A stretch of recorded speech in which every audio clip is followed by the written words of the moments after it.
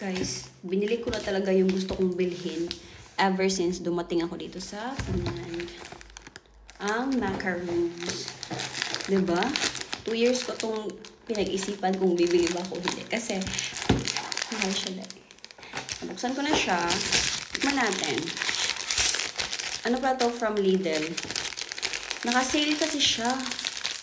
So, from $4.99, naging 3 na lang siya, 3 something.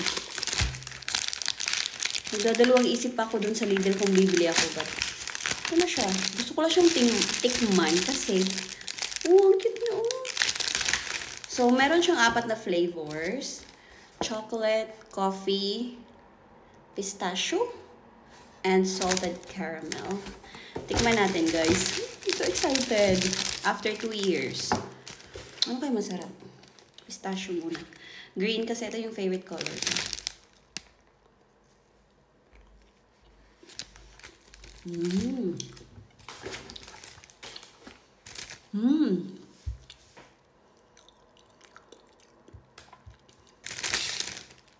Masarap pala talaga to, guys.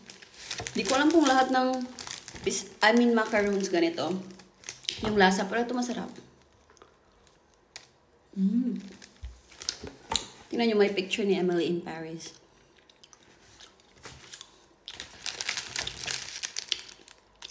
Walang pink.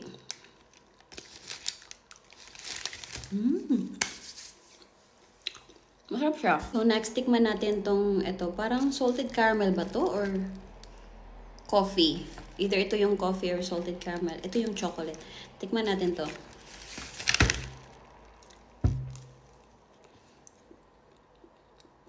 Ang soft niya, guys. Akala ko crunchy to. First time ko kumain ng coffee. Coffee siya.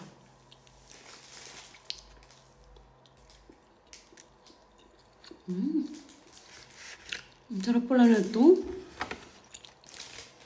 Ito kaya yung parang same na ano talaga sa Paris, France. Parang no? Kasi France ba? Anyway. Sarap.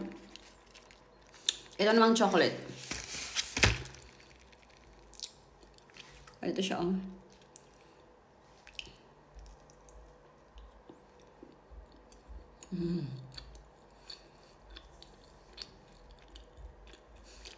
Sarap.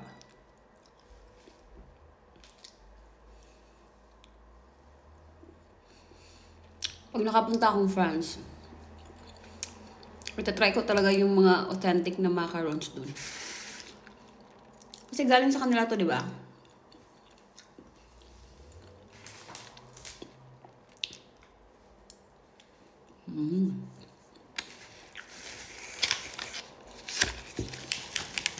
Ang cute niya,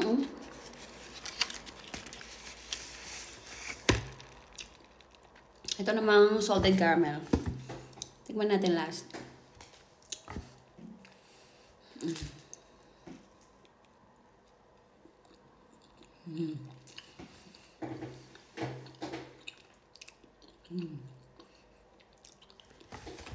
Salted nga siya. May parang hint ng salt talaga.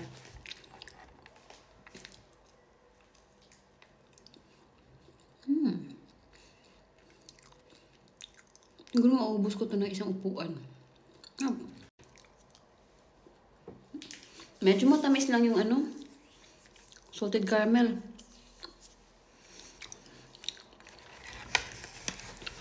So, masarap siya lahat, guys. Pero yung favorite ko is yung green. Kasi siya, favorite color ko siya. Masarap din siya. Pistachio.